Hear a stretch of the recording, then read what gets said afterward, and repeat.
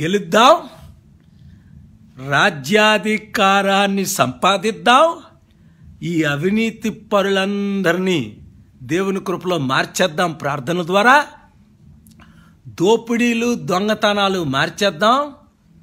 చక్కగా రాష్ట్రాన్ని ముందు అవినీతి అయిపోతే సంవత్సరానికి 1,00,000 కోట్లు మిగులుతుందేమో.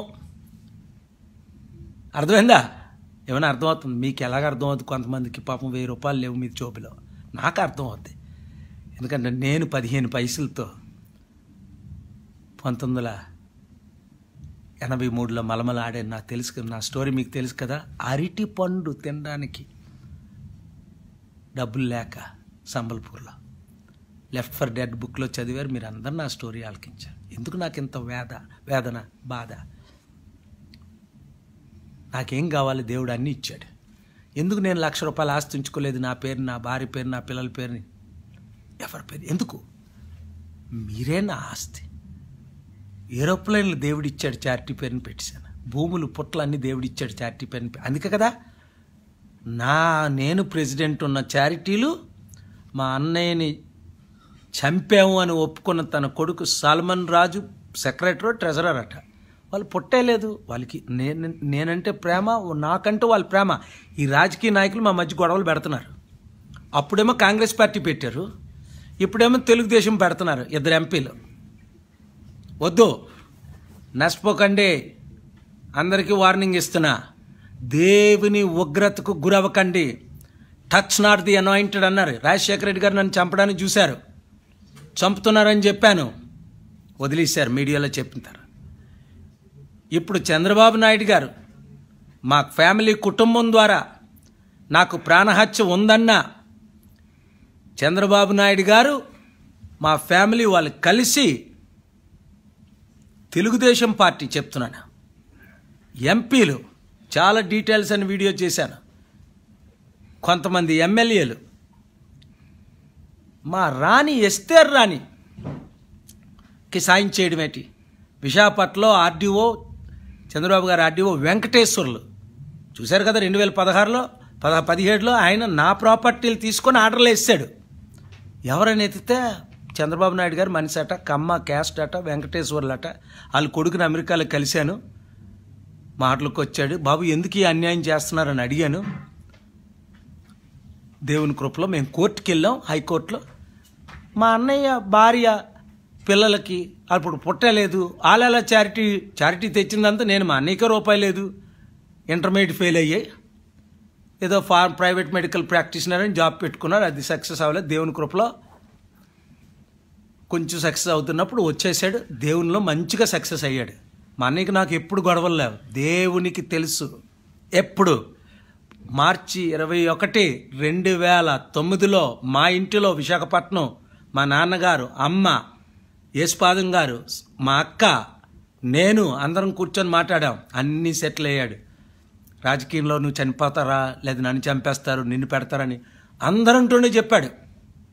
మా నాన్నగారు బ్రతుకున్నారు, మా అమ్మ బ్రతుకుంది, మా కృప బ్రతుకుంది, మా కృప భర్త అయిన యేసుపాదం గారు బ్రతుకున్నారు. అందరూ ఉంటుండగా ఏం కావాలి? వెళ్ళిపో, అమెరికా వెళ్ళిపో అన్నాడు. నేను వెళ్ళను అమెరికా, నువ్వు చంపేస్తారన్నాడు. 3 కారణాలకి నేను అప్పుడు అమెరికా వెళ్ళిపోయాను. 2009 ఎలక్షన్కు ముందే నేను ఆంధ్ర విడిచిపెట్టేశాను, తెలంగాణ. ఇప్పుడు 55 సంవత్సరాల వయసు కదా, 25లో ఉన్నాను కదా. నాతో రండి, మారథాన్ చేద్దాం. జనవరి 26ని విజయవాడలో 1 కిలోమీటర్, 2 కిలోమీటర్, 3 కిలోమీటర్ చేసిన వాళ్ళందరూ వచ్చి నన్ను చేరండి. ఎక్కడ? విజయవాడలో. నైకి క్యాప్ వేసుకొని, మంచి షూ సాక్స్ వేసుకొని 1 గంట 2 గంటలో పరిగెడదాం. మనస్సుకి నెమ్మది ఇచ్చాడు దేవుడు, ఆత్మకు శాంతి ఇచ్చాడు, శరీరానికి ఆరోగ్యం ఇచ్చాడు. 1 2 గంటలు పడుకుంటే చాలు. 155 దేశాలు తిరగడానికి ఇచ్చాడు. పార్లమెంట్లో ప్రసంగం చేయడానికి ఇచ్చాడు. 2 కోట్ల మంది క్రైస్తవులకి, 150 కోట్ల మంది ముస్లింలకి అండగా నిలబడడానికి ఇచ్చాడు. కోట్లు కోట్లు కోట్లు హైందవులు మన దేశంలో, మహమ్మదీయులు ఎంత నన్ను అభిమానిస్తారు. అన్ని కులాల వారు. నేను బీసీ అయినప్పటికీ, నేను కాపు అయినప్పటికీ, నేను దళితులమ్మాయిని పెళ్లి చేసుకున్నప్పటికీ, ఎన్ని కలిసి వచ్చాయి? 180% హిందువుగా పుట్టి ఎంత బాగుంది చూడండి. చెప్తారు అందరికీ, రేపు మళ్ళీ 9 గంటలకు రాత్రి, లేదా ఇవాళ మళ్ళీ రమ్మంటే ఇవాళ వస్తాం వాళ్ళు 9 గంటలకి. మీరు మాత్రం అబ్బా చూసారా పవన్ కళ్యాణ్ ఏంటంది అది, పవన్ కళ్యాణ్ గురించి కావాలి ఫోటో జనకంది, ప్రెస్ పాల్ గారిది ఏదో వినబడలేదు. పవన్ కళ్యాణ్ పిలిచాను ఆల్రెడీ. తమ్ముడా వచ్చాయి, కాపుల్లో ఇడిపోకూడదు. ఇవాళ పవన్ కళ్యాణ్ ఇంటర్వ్యూ ఒక 20 నిమిషాలు వాచ్ చేశా.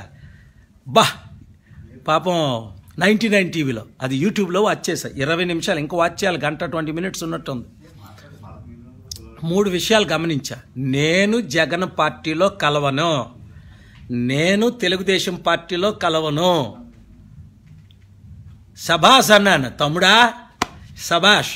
ఎందుకంటే చంద్రబాబు నాయుడు గారు ఆఫర్, బంపర్ ఆఫర్, డబ్బు ఎంత ఇచ్చారో కానీ పవన్ గారు వచ్చేయండి అని బంపర్ ఆఫర్ ఇచ్చారు.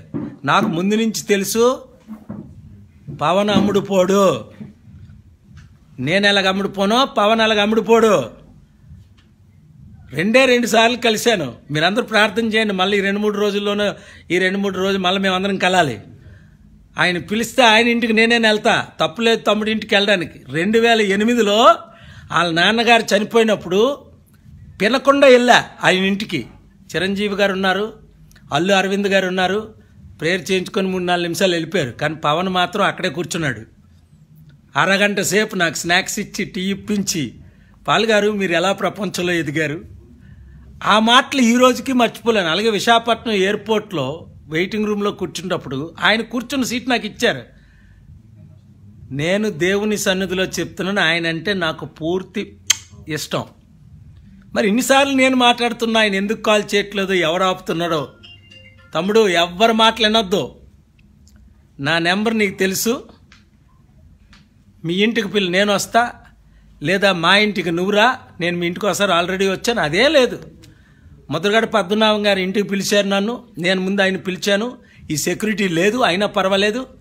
ముద్రగడ పద్మనాభం గారు కూడా నేను కలుస్తా, మీ ఇంటికి వస్తా, నాకేం అలాంటి అహంకారాలు లేవండి. ప్రెసిడెంట్లు, ప్రైమ్ మినిస్టర్లు నా దగ్గరకు వస్తారు, నేను ఎవరి దగ్గరికైనా వెళ్ళిపోతాయి. ఇప్పుడు చంద్రబాబు నాయుడు గారు ఎన్నిసార్లు వచ్చారు మీరు చూశారు కదా, ఎయిర్పోర్ట్లకి, హోటళ్ళకి, కాన్ఫరెన్స్లకి, మీటింగ్లకి.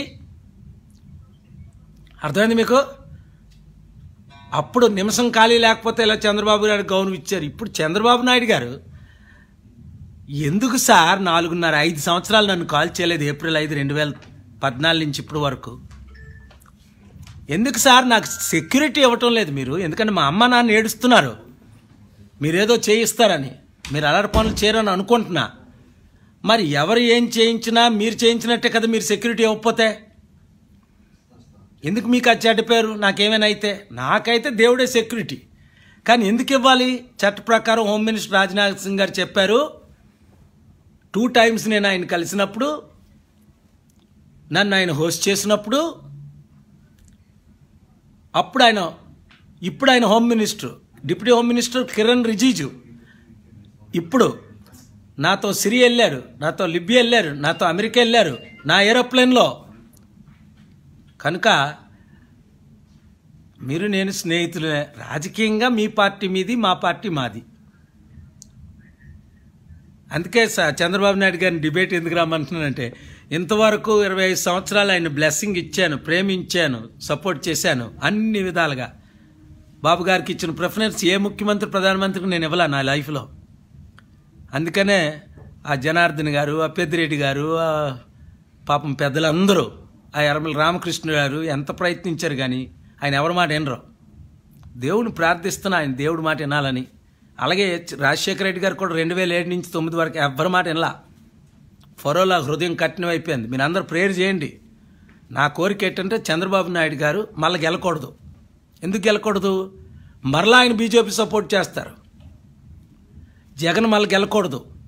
ఎందుకు? ఇప్పుడు మన 5 సంవత్సరాలు బీజేపీకి సపోర్ట్ చేశారు కదా, అదే డేంజర్. బీజేపీ అంటే ఎవరు? ఆర్ఎస్ఎస్ అండర్లోనే బీజేపీ, విశ్వ హిందూ పరిషత్, బజరంగ దళ్. వాళ్ళు ఏమంటున్నారు? రామ మందిరం బిల్డ్ చేయకపోతే ముస్లింలు ఎవరు ఉండరు, ముస్లింలు అందరూ పాకిస్తాన్ వెళ్ళండి. అదెందుకు? 25 కోట్ల ముస్లింలు ఉన్నారు మన దేశంలో,